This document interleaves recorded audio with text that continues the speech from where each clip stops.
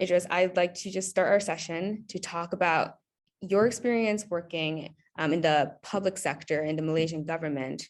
You joined the government in 2009, correct? Yep. Upon invitation from the Prime Minister to head the transformation program to jumpstart Malaysia's efforts to reach high income status. And so you were faced with multiple challenges. I think Malaysia was facing multiple challenges at that time, right? There was a flattening progress, debt accumulation. And so in 2010, under your leadership, Malaysia began its national transformation program. And just recently, as of March 2021, the World Bank projects Malaysia to achieve high income status sometime between 2024 and 2028. And so it is a tremendous turnaround. And I'd love to start the session by just asking you to walk us through the steps, the behind the scenes of the National Transformation Program, and anything else you would like to share from the experience. Thank you very much, Amy. It's a great pleasure to be with you all.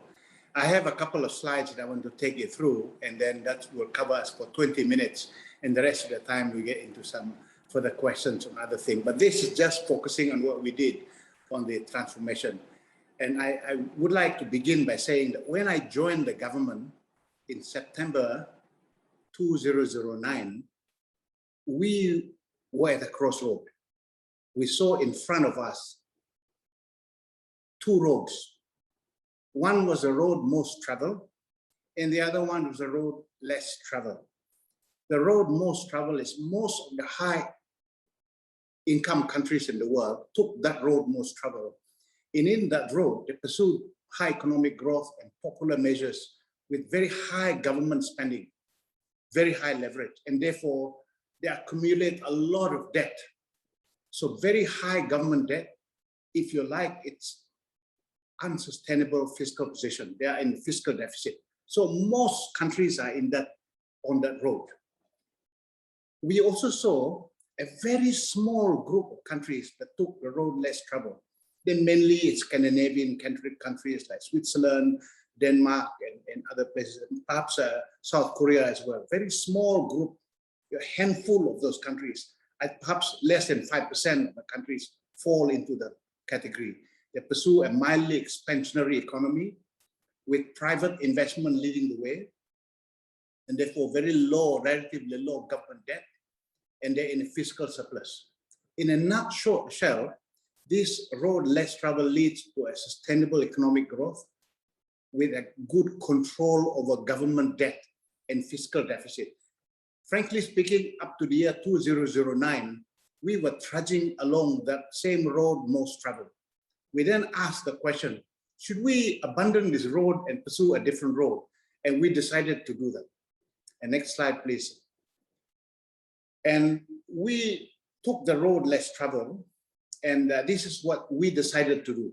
And of course, we have a self-imposed law that says that the government debt ceiling should not exceed 55% of the GDP. So the government cannot spend more than 55% of the GDP in terms of its debt. And so it's a law that has been passed. And we started the process of a gradual reduction in our fiscal deficit. Every year we were just continually reducing it, starting from 6% it was when we started, and eventually brought it down to 3%. And we decided to pursue a mildly expansionary economic policy, not one that's growing on steroids. Because if you grow on steroids, it simply means you're going to put so much investment into the country, and that typically is a government investment, a public sector investment, and therefore at some point it will come to a crunch. So we took very painful fiscal consolidation, and so we went through a removal of our fuel subsidy, introduced GST, which VAT and what our countries call it, value-added tax. But the fuel subsidy was a very painful measure. We're one of the highest subsidized countries up to that point, but we had to remove it. And so hence we introduced the Economic Transformation Program. In one word, it is a program that the private sector acts as the engine of growth. That's what it is, one sentence.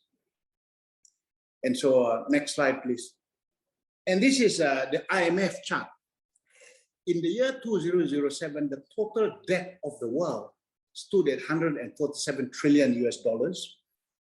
And if you take a look at what has been happening to the global debt, it rose in 10 years by 91%. And so as of last year, the total debt of the world stood at 281 trillion US dollars. The blue below, the chart below, it shows the global GDP at 84 trillion. So the debt of the world to GDP, the ratio is 335%. That's colossal. So frankly speaking, if you ask me today, I do not believe that the world has found the right model for growth. And so this is a problem of the world. And for some reason or other, everybody, every country is trudging along the road most traveled. Next slide. If you look at this, the highest government debt as percentage of GDP is Japan. It's 266% of GDP. Greece is actually not as bad, 206. Italy is 156. Even if you look at the US, 108%. The UK is 100%. And even Singapore is standing at 131%. So however you look at this, China is 67%. It is just littered with so much debt. And Christine Lagarde, when she was the chief of IMF, she kept drumming the point that the world has to look for a different way of expanding the economy rather than chasing it with so much government debt. Next slide, please. So let's park that aside. That is a problem of the model. The second problem that we saw when we embarked on our journey, we saw so many government plans all around the world.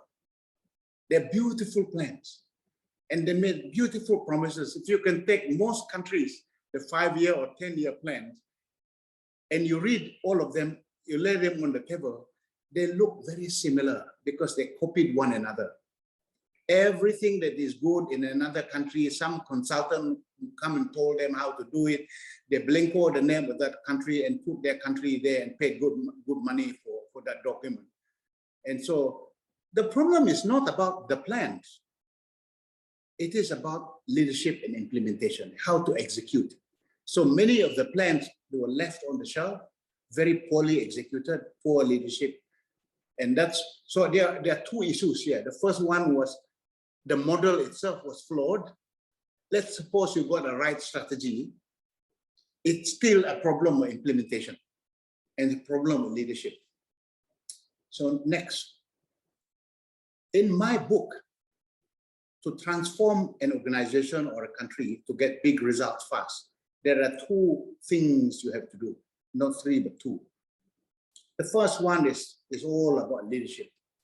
Transformational leadership is absolutely key. If you don't have the first equation, you are done.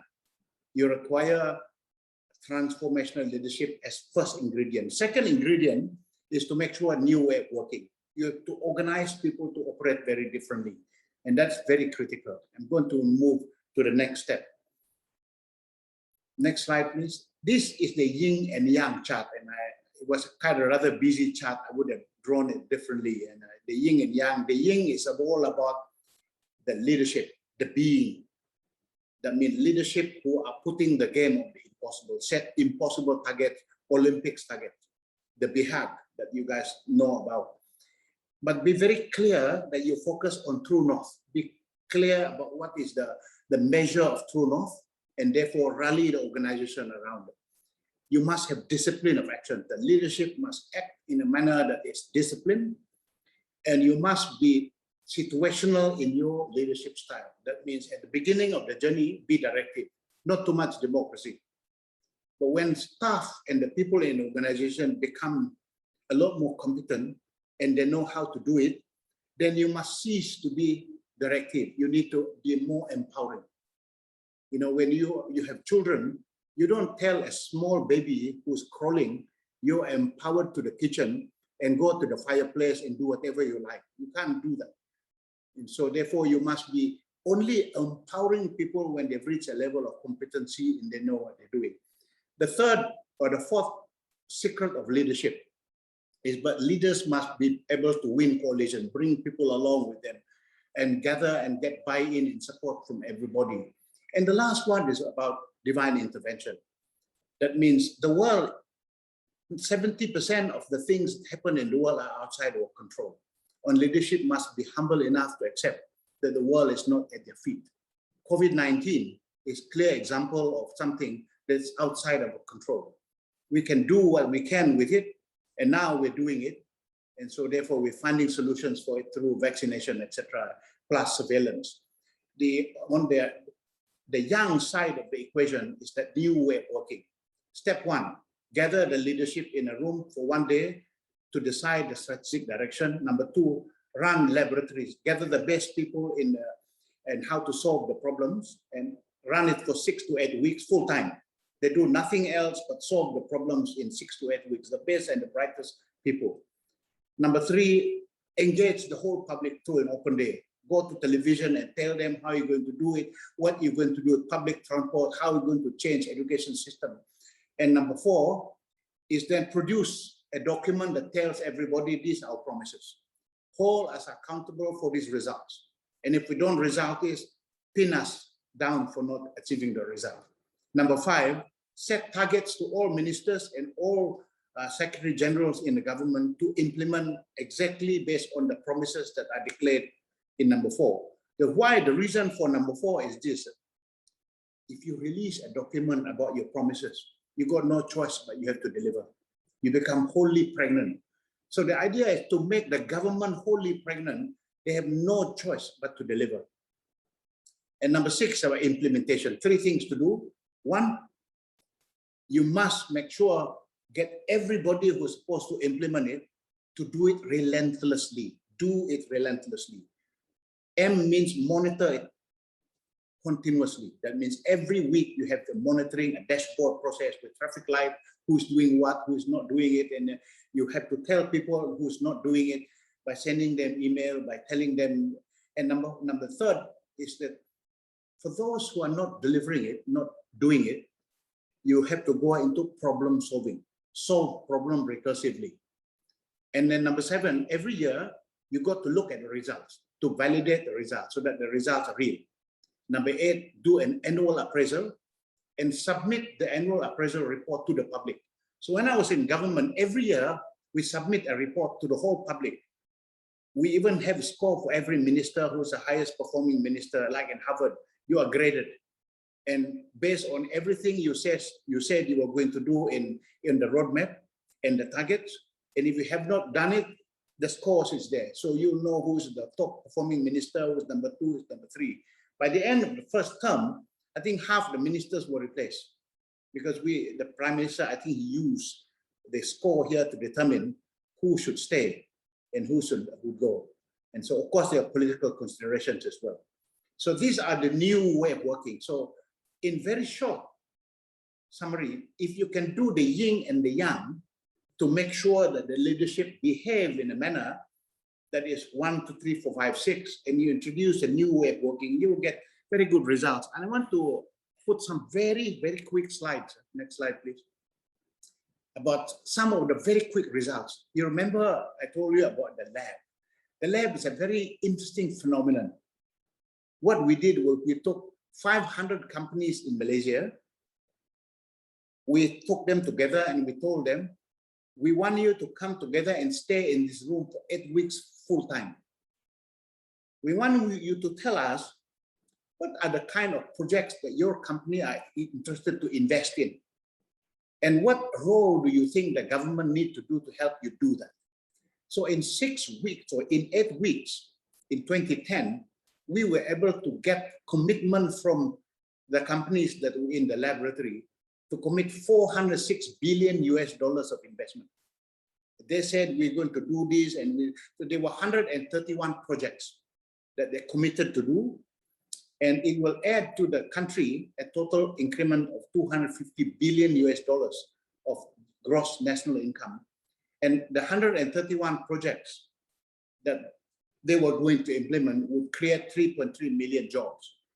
It was at this point that in 2014, Bloomberg, after we implemented this, they put me among the top 10 most influential policymakers. I did go to them. I asked them, why did you put my name on it and not Obama? Because Obama wasn't in the list. They said influence is different from authority. You have zero influence over the 500 companies that came into the lab, but you use a tool called the lab to influence them to commit 406 billion US dollars. And so actually my team were also voted in the same year by Bloomberg Philanthropies and Nesta, an UK organization, as the top 20 most innovative government agency, because it's a method that we use to get everybody together. Next slide, please. If you look at our results, I know Emmy did mention that World Bank say that we should get to high income nation by the year 2024, right up 2028. Unfortunately, the uncontrollable factor in the journey that we took from 2010 was the ringgit had devalued very significantly. There's a lot of things that I couldn't really control because there was a lot of story around 1MDB. There was lack of confidence in the country. It's a lot of confidence that on the ringgit. If the ringgit had not devalued against the dollar and it stayed exactly as it was in 2010, we would already have become a high income nation based on the World Bank's measurement by 2017. Unfortunately, the ringgit really plummeted over a period from that period 2014, 15, and 16, during the time when we had lots of focus on Malaysia, on governance issues and a lot of things like that. I mean, so the ringgit had devalued, and so I mean, there's tremendous growth in our gross national income. Unfortunately, the World Bank used US dollar as the currency to measure the wealth of a nation. And so therefore, if US dollar rise relative to ours, although our ringgit, we have gross national income has risen, but when you convert it into US dollar, then of course it dropped. But that's an element, as I said, is you can't really control. Next slide, please. I want to just quickly on one chart, because I only got 20 minutes that Emmy gave me, and I want to stick to exactly 20 minutes. And so I told you, we have, despite the fact that we were, the ringgit had devalued, we still closed the gap from 33% to high income based on the World Bank measure. Remember, before 2010, for 10 years, we did not close the gap, we were stuck. The number remained at 33% or 34% for 10 years. At least even after the ringgit had devalued up to 2017, we had closed the gap up to 20. The reason why I used 2017, that was my time. I left the government up to 2017, and we had realized 440 billion US dollars of investment, far higher than the target set. The target set for the period was 444 billion US dollars. We surpassed that. And therefore, we also had a lot more investment from the private sector, from 48% to 67%, the ratio between public and private. We are no longer as dependent as before on oil revenue because we've diversified the economy. So government revenue as percentage is from oil and gas only 14% as opposed to 40%. We started to build the most number of kilometers of rural roads to benefit the poor people in rural communities. We introduced minimum wage, 2.9 million people who have benefited from it. We lifted them out from abject poverty. We reduced crime by 50% year on year because we introduced a very massive program to fight crime. We were able to draw 80 multinationals to make Kuala Lumpur their hub. We built one of the biggest oil refineries in the region because we want to create Pengerang as a very, very big oil and gas hub in Asia. We've started our mass rapid transit, which is the subway equivalent, and that people have in many, many cities. So we built the first line, we're building the second line, and the second line will subsequently build. We've also revamped a lot of things on oil palm plantation. On education, 105% increase in the band 1 and 2. By the way, we rank all schools in Malaysia. Band 1 and 2 is the highest performing schools based on the scholastic records of the students. And 105%, the bottom 5 and 7 band had been reduced by 71%. So there's massive improvement in both literacy and numeracy in things that we were doing. So if any one of you are interested to read more about details of it, I think the government website still have the reports we have every year, 100 and 200 page report that tells the results we achieved, including the things we didn't achieve too. So we are many things that we did not achieve that are listed there as well. So very, very transparent. So that is a good summary of what we have done during the period when I was there. Thank you. That's fantastic. Thank you so much, Idris. And I truly wish we did not have just 20 minutes for this topic, because I think, what you just presented on could definitely fill a book. And so I just saw some of the comments from the delegates as you started presenting, like the road less traveled, the road most traveled.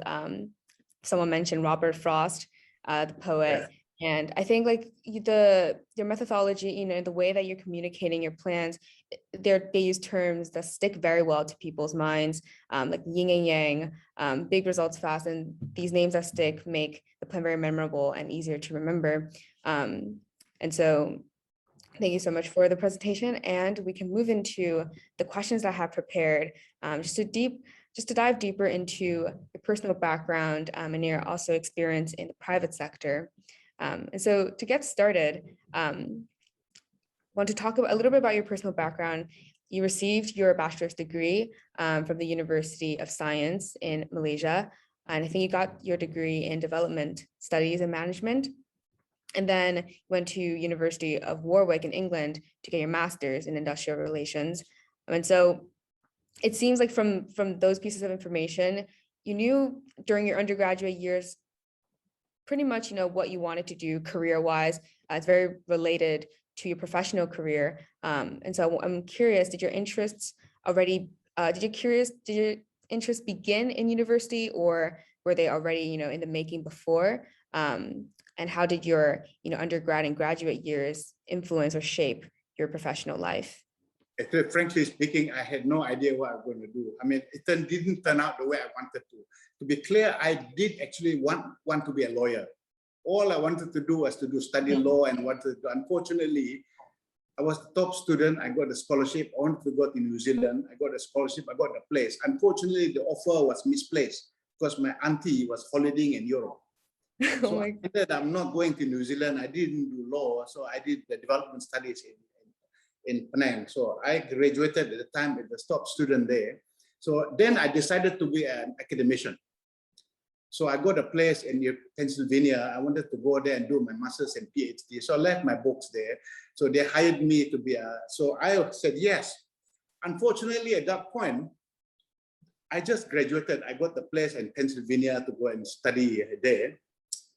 To be an academician.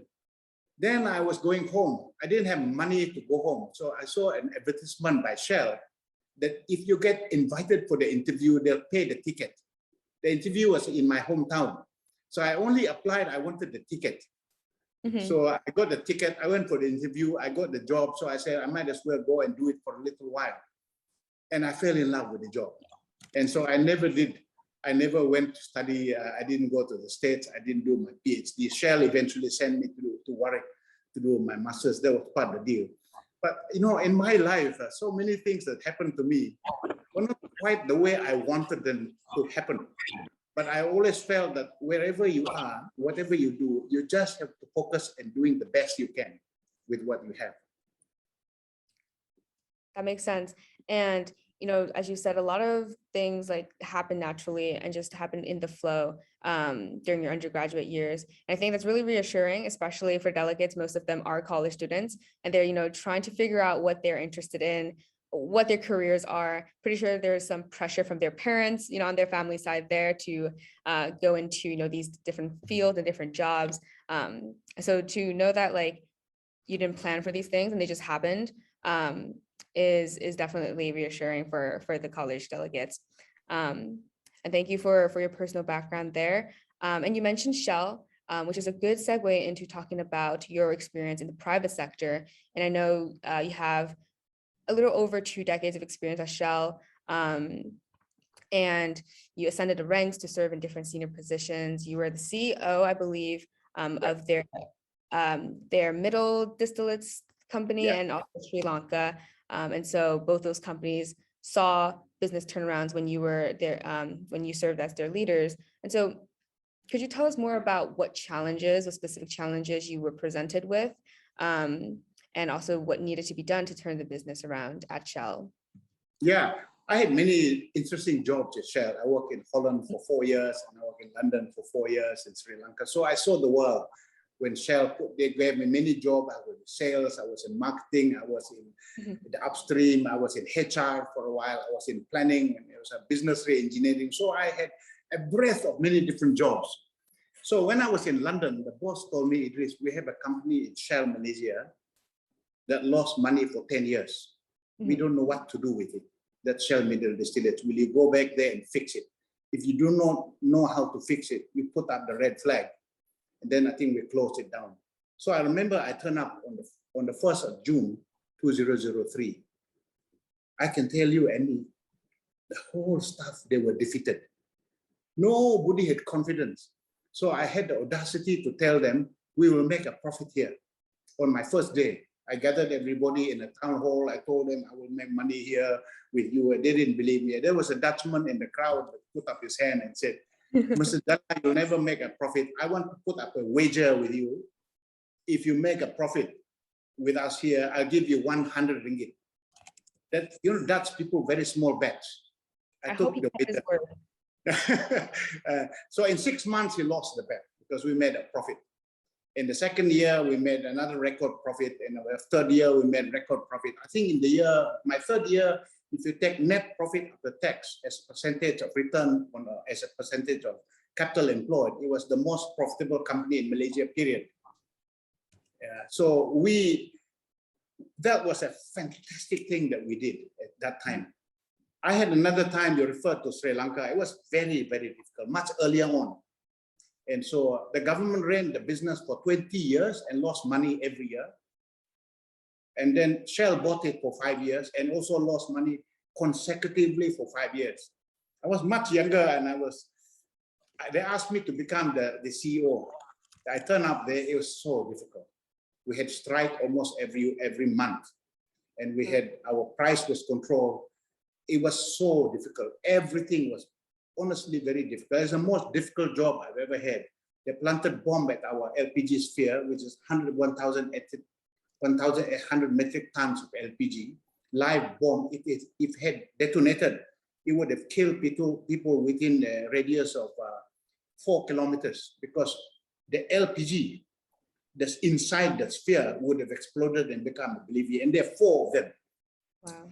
So there I was, a relatively impressionable young man, the boss of this company. There's nothing in the Shell manual that tells you how to do this. And so they took my transport manager, hostage. I had to go and rescue him with 2 truckloads of soldiers and police. It was so hard. But I can tell you, in all the thing I told you about the yin and yang was what I applied. The leadership that I described before and how we ran the labs and we did everything in the yin and yang was what we applied there. And so in the first year, we broke even. For 3 years running, it was very profitable. And so I actually believe that the thing that I described as the yin and yang, if you look very closely at, because we didn't have much time to dwell on them.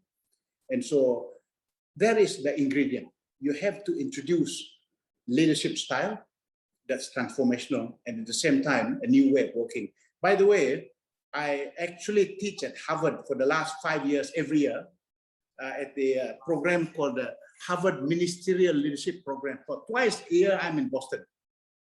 And so what we do is Bill Gates, together with Susan Buffett and also Big Win Philanthropy, they pool money and they bring health ministers to Boston, together with education ministers, together with the health, education, and finance ministers. So for whole week, we get them and we teach them on how to become better ministers in leadership. And so one of the Harvard professors there, Marty Linsky, and he also lectured at that event. He said this, and I remember clearly what he said. He wrote a book, Managing on the Edge.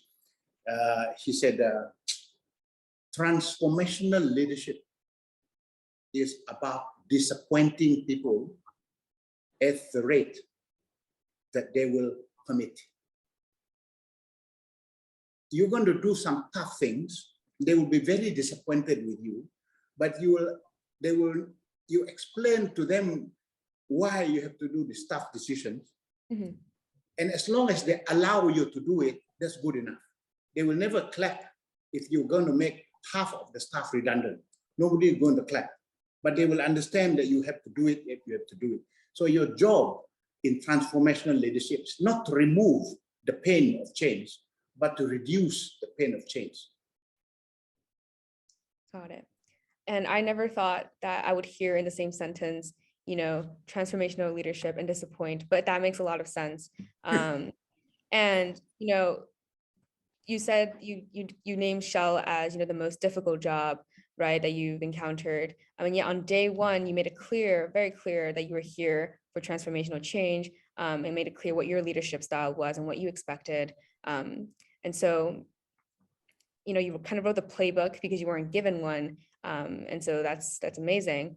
And, you know, you moved on from Shell to become the CEO of Malaysia Airlines, which is another very large organization, very different. And yet you also led the airline from on the brink of bankruptcy to also, you know, record-breaking profits. And, you know, I'm not too sure on how different managing an airline is from an oil company, but I would love for you to, you know, comment on just what you were presented with on your first day, and, you know, what also needed to be done. I'm sure some of them were very similar, you know, trends that you had to fix, that you had to break, and just, you know, very big results that you wanted. Yeah, you remember I returned back to this yin and yang.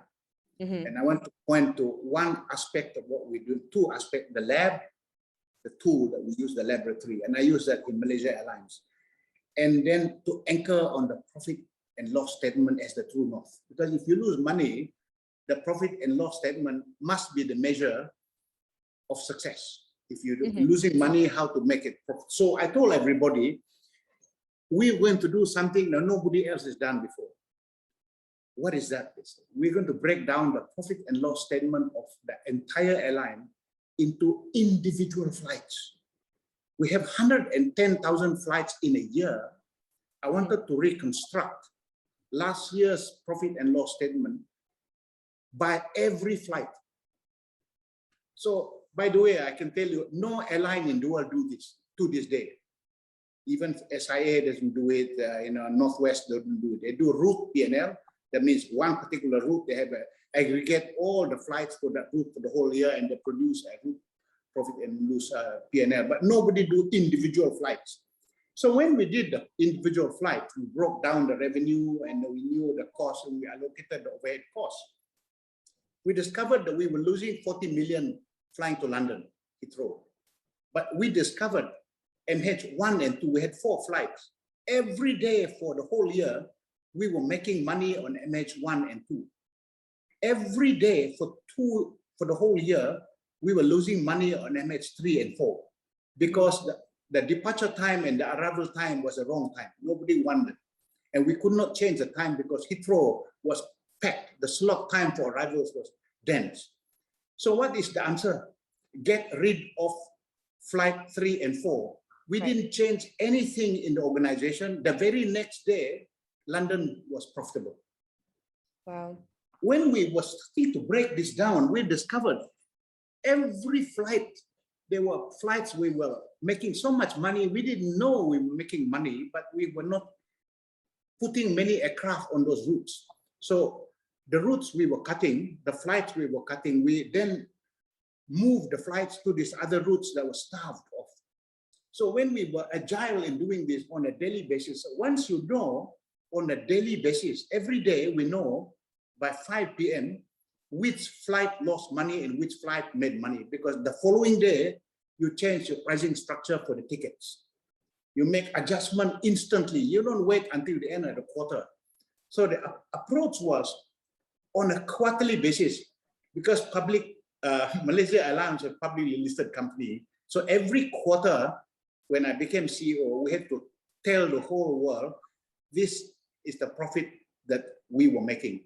This is the profit. So actually, in the first first quarter, we already saw that we were breaking even. Right. And so once you start making the very quick adjustment, you see very quick results. So the doctors will tell you, I mean, the more precise the diagnosis, the more precise the prescription. This is the problem of the law of average. Companies that lose money, they only look at the profit and loss statement at the aggregate level. And so you don't know where the sickness comes from. So when you run a company a car company that lose money, you must know which model you're losing money, which model is not making money. Right. If you're running a chain of store, you must know which store, if you are better still, which range of product in that store is losing money, which ones are making money, and then you reconfigure and change the SKUs. In fact, there was a furniture company in the UK that we were trying to look at their 10,000 SKUs that we were trying to help them fix it. They didn't even know the dustbin. They were not selling for 6 months. They were staying in their warehouse and they were paying money for cost of warehousing. I was telling the guy, you shouldn't have dustbins inside the store. You should get rid of dustbin. They're not important. Nobody's buying them. So I think the level of detail is critical in what you're doing. So that is a very, very detailed thing that I just described. I was just giving you one simple example of what is it we were doing. You can imagine the many other things that we were doing. We were the best cabin crew for 5 years running in the airline. We got Skytrax, and there were many things that we did to make sure that the crew were the best cabin crew, were the best economy class at the time when I was there. So it was fantastic. We made profit every quarter. I was there for 4 years. I was there 3 years and 8 months. It was very profitable. By the time I finished there, oil price reached $100 a barrel jet fuel. At that time in the year 20, when it went to that level, I think only 5% of the airlines in the world were profitable. 95% of the airlines lost money. I remember very clearly, I think Northwest lost $6 billion because I was on the board of IATA. We vote the top CEOs to be on the governor of IATA, I mean the club of all the airlines. So we knew the data of everybody. So in that year, when oil price reached $100 a barrel, we still remain one of the 5% that were profitable. Southwest made a profit. Ryanair lost money. I remember clearly. KLM and Air France lost money. Japan Airlines lost money. Everybody saw blood ink, red ink, rather. So it was tough. But I think if you follow the yin and yang that I described, the methods and the tools to get a new way of working and exercise transformational leadership, you will see a very different outcome. Right. And, from what I learned from the answer, you have to isolate and you have to treat each element as an individual to make sure that you're addressing just the details and not just at the surface level, making sure that every detail matters and counts for the bigger picture, which is always important to remember. And it's harder that way. It's harder to pay attention to every detail, and it's easier to choose to ignore. But that's where you should focus most of your energy as a leader, so for sure. And in both the public sector and the private sector, with any radical change, with any scale of change, especially with big ones, there's bound to be pushback from people that it affects the most, whether that's the citizens of a country or the employees of your company that you want to change organizationally. Maybe it's because you have to reallocate funds elsewhere, or people are hesitant that it's actually going to work. And so from your experience, this pushback is inevitable. But what advice do you have for leaders to, what should they do to address, these voices, whether it's coming from these different groups of people? You're absolutely right, and you cannot avoid resistance. So if the word transformation is being used in the things you're doing, essentially you're breaking down status quo to introduce change. Right. People They like change, but they really don't like you to break down the status quo that they're comfortable with. Right. So in my book, there is no breakthrough without breakdown. So you require to break down the status quo and the resistance will come. So my first advice is when you want to transform a company, move so fast before the resistance figure you out. Right. So every company that I turn up when I lose money, day one, town hall, everybody is day one. Malaysia Airlines, day one, it was the same. Day two, labs. No time to lose. You have to move so fast. And you must get results within the next 2 to 3 months. And you publish the results. Because when you introduce big change, people say this is very painful. But if they see results, they say this guy is doing something right. They will give you additional honeymoon period to do it. And so you have to run very, very fast to get quick results, as quickly as you can. So and the leadership style is directive style, as I mentioned before in the beginning, not too much democracy. But when they become more competent, you start to empower them. But you have to explain the tough measures. When I went to Malaysia Airlines, I went to reduce staff by 3,000 people in my first 2 months. I said, guys, we're going to sell the building. We get the money. We want to use voluntary severance scheme. I wanted 3,000 people to leave our company in a short period of time, but nobody will be forcibly redundant.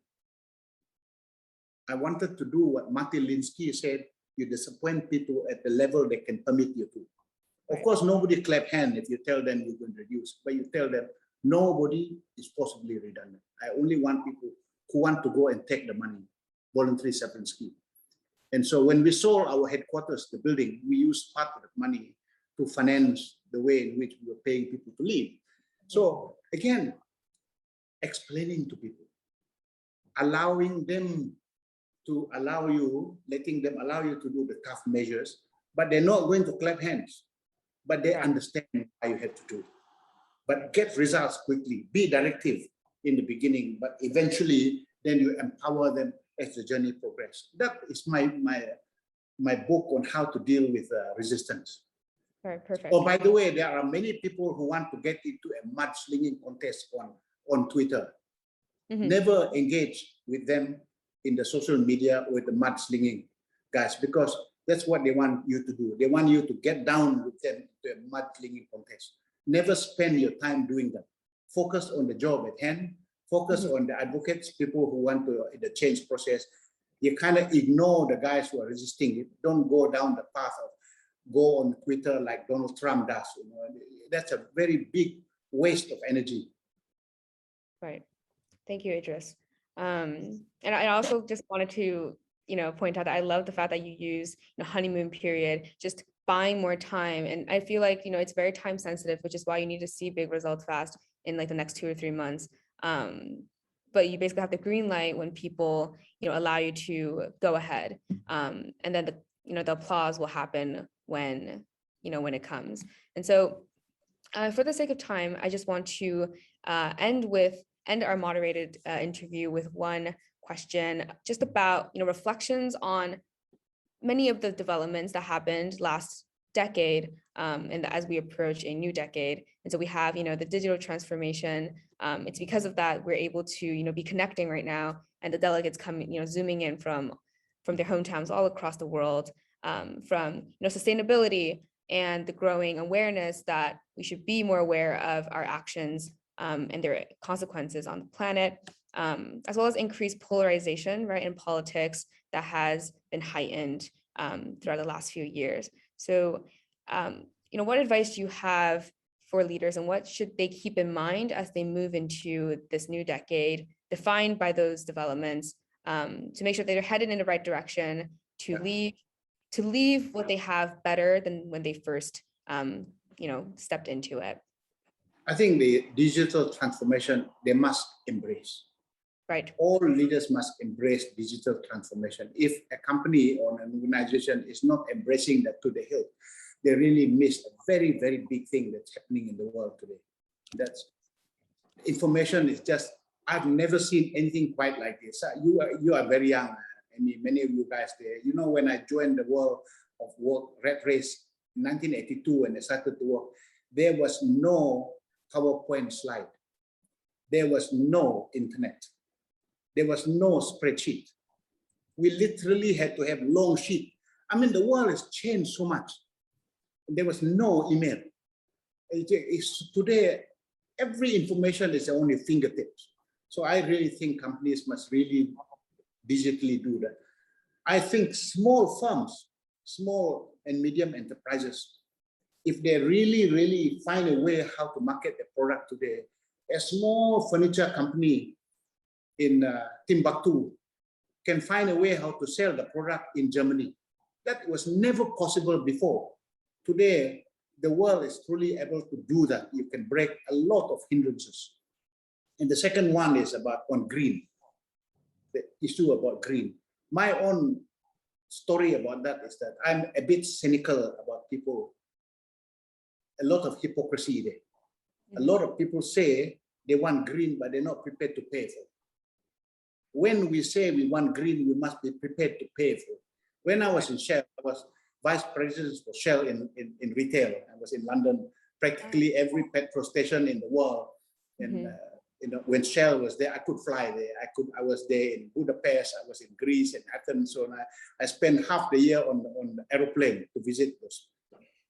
We introduced Shell Pura because a lot of the people in and around Western Europe, they say they like us to introduce a fuel that help to clean the environment, the air. So we introduced Pura. It was a failure. Even for a small premium in price, people were not prepared to pay for a fuel that was helping to clean the air. But you know what? They never tell us in the survey, they never tell us they want power. If you interview them in the questionnaire and tell them, would you like to buy a fuel that has more kick on the highway? That's not what they'll tell you. They talk about the environment. But you know what? That's the one that sells. It sells in Germany, it sells in Hungary, it sells in many other places.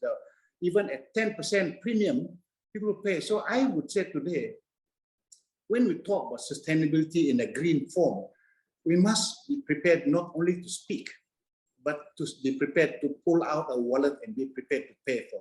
So the world, globally, we must be prepared to say, there is a price that we have to pay to make sure that the world is greener than it is, or we maintain the world to be green and sustainable. That's a very important part of leadership. Right. Polarization. Some 18 years ago, when I was in Shell, we produced a scenario plan. And the scenario said there were two scenarios that we saw. One was flag, the other one was business class. We felt that the world was going towards a business class like an airplane. Everybody didn't want to stay in the economy. They want to be, you know, they want to be in business class. It's globalization was what that scenario was going to look like. A lot of countries chasing growth to become business class and affluence. And when we've had enough of that, the world, we felt that the world would shift towards flags. People wanted nationalism. They didn't want globalization. They wanted to strengthen America, make America great again. And so a lot of that will come. And so actually 18 years ago in that scenario planning that Shell put out there, the business class and the flag, it tells me a lot of the current things happening today. There's a lot of polarization I see. And America is heavily polarized. And so in Malaysia, we are heavily polarized today. And when people are beginning to see everything that one party does is wrong, it cannot be right. Right. Nobody has monopoly over what is right, and nobody has monopoly over what's wrong. So we have to be prepared to be open-minded to look at it. And so I think the world has to be a little bit more, leadership must get rid of that. And we should become more consensus and embrace one another and see the positives rather than being so heavily polarized. I would say today in leadership talents, there's much greater need for transformational leadership in the world of today. Absolutely. Yes. And thank you so much for being thorough and talking about each of the points that I listed. And I know that, there have been a lot of questions from the delegates already. And if you don't mind, I would love to pass on those to you Sure. in the last few minutes of our conversation. So the first one comes from Sokyom Beck, and they say, white flags fly in Malaysia as hunger spreads during lockdown. Signs of economic distress have begun appearing in neighborhoods across Malaysian cities and thus redistributed the economy. So their question is, what provisions have PEMANDU set forth to recover Malaysia amid COVID-19, as well as its resurgence, the Delta variant? PEMANDU, as you mentioned, Amy, we are no longer in the government. We are a private sector company. But nonetheless, while we are on the bystanding, right, my team and I created I would say today, the most comprehensive global COVID-19 index. So we rank 184 countries in the world. So I'll pass to you separately the link to it, so you can see which country is number one, which is number two, based on severity. And we also wrote, together with Delivery Associates in the UK, a blueprint on how countries should get out from the pandemic, the best practice. So we interviewed top 20 countries who are doing well, and we then pick up the lessons, what they were doing and how each country can learn. And so that's also on our website. So our index is the only index, comprehensive index, that ranks 184 countries that's endorsed by WHO, because we take something like 10,000 data points every day. Mm-hmm. And so that's what we then, on mortality, on the number of deaths, severity, and etc. So we also took a look at the various other measurements, how many hospitals, beds are in each country. We went to tremendous level of detail together with WHO. And so our view was the Pathfinder document that we put out there was a 111-page document that we passed out, and we did it for free. We wanted to give an idea what the top 20 countries are doing to remain very good in managing the pandemic, so that the rest of the countries can pick up and learn. And so that is my response. I'm not in the government, and so we are not there, and so I'm no longer in the government. But nonetheless, that's our kind of gift to them, to do a ranking of all the countries in the world. In fact, what we did was, for the USA, we even ranked every state in the USA. Which one is number one? We have 50 states in the USA. In fact, we were very clear in our minds that the states that should reopen the economy were not the same states that were reopened at that time by Donald Trump.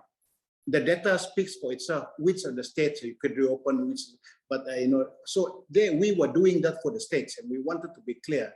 And I think we also did it for India, district by district. So the level of detail and we were doing. Right. Thank you. Yes, thank you so much for making the distinction, the clarification. And I agree, having a role model in times where there really isn't, a way to go forward is really important. And the next question comes from Brian Mack.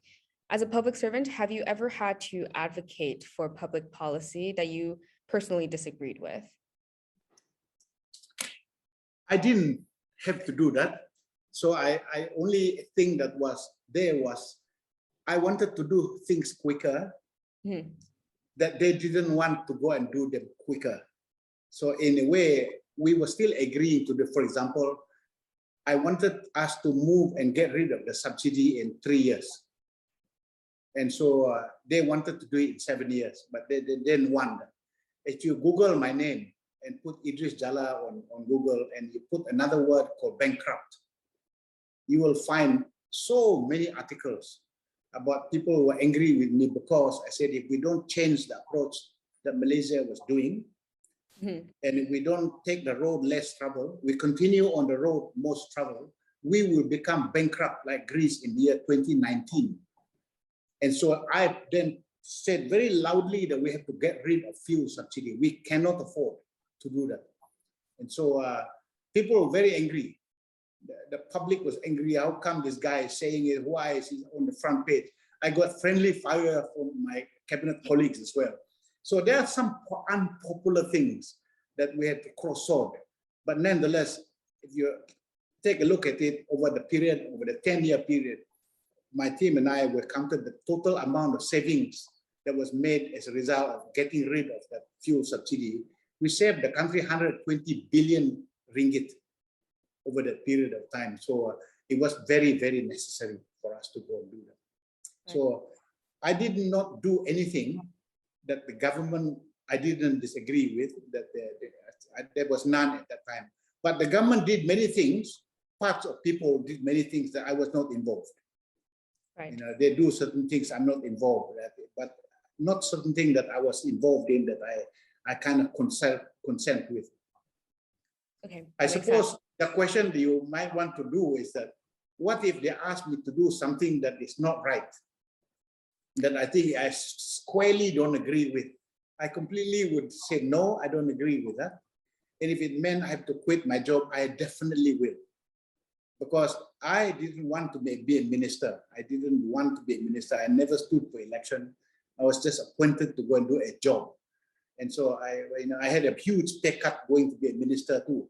And so I was doing a national service. So, and I think I reached a point when I was doing that, there was a specific purpose for what I was doing it for. And if I was asked to do certain things that I vehemently disagreed with, I would have just thrown in the towel. Right. Thank you.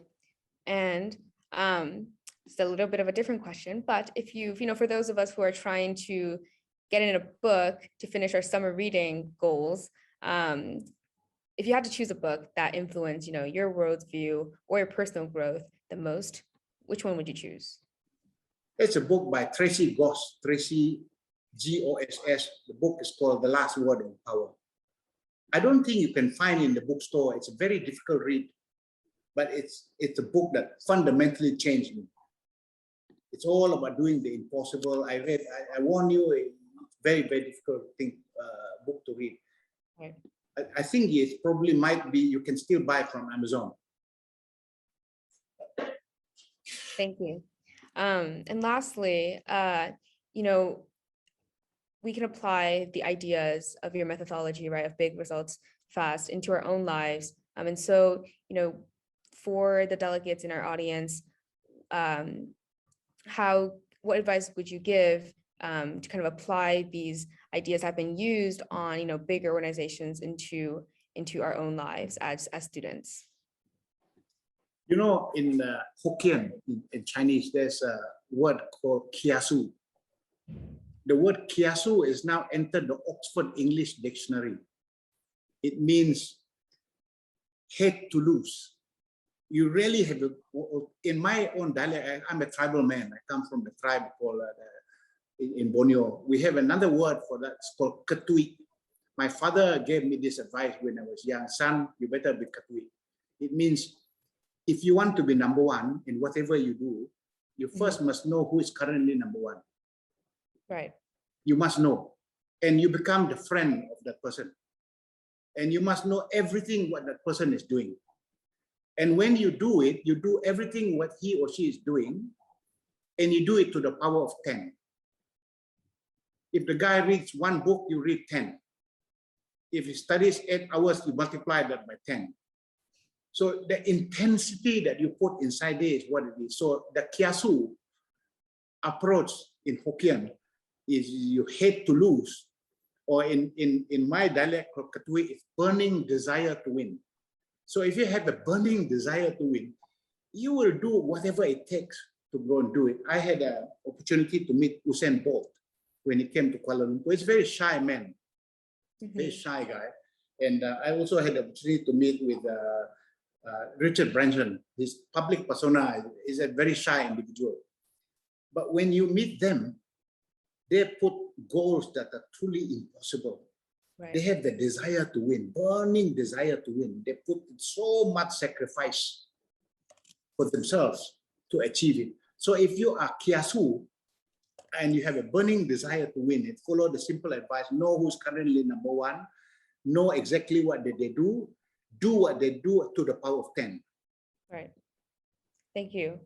And Idris, that would be the last of the questions for today, especially because I know you have a busy schedule and I don't want to keep you for too long, but I speak on behalf of my team and on the delegates. It was an honor to just listen to you speak about your experiences and how they can be applied to our leadership for the future. And so before we end, do you have any comments you want to make to the delegates?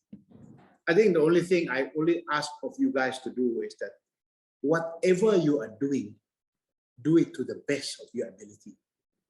You may find that you have trudged in a particular road that's not the road that you are taking. You may regret a little bit of where you are today, but you got to really put the best that you can, conquer the fear of failure, set again the impossible. Things I describe under yin and yang, go and do them. Unfortunately, I would say today, 90% of human beings get buried underground, not fulfilling their full potential, because all the time they put incrementalism as their approach in life because of the fear of failure. They don't declare a very big target that it's going to chase. They end up achieving mediocrity. And so you guys have chosen Harvard. I know this is Ivy League. So there must be an element inside you of kiasu. So all I ask you to do is set impossible targets for you to do. And then when it's impossible, you go and do the things I said before about how to go and achieve and drive it.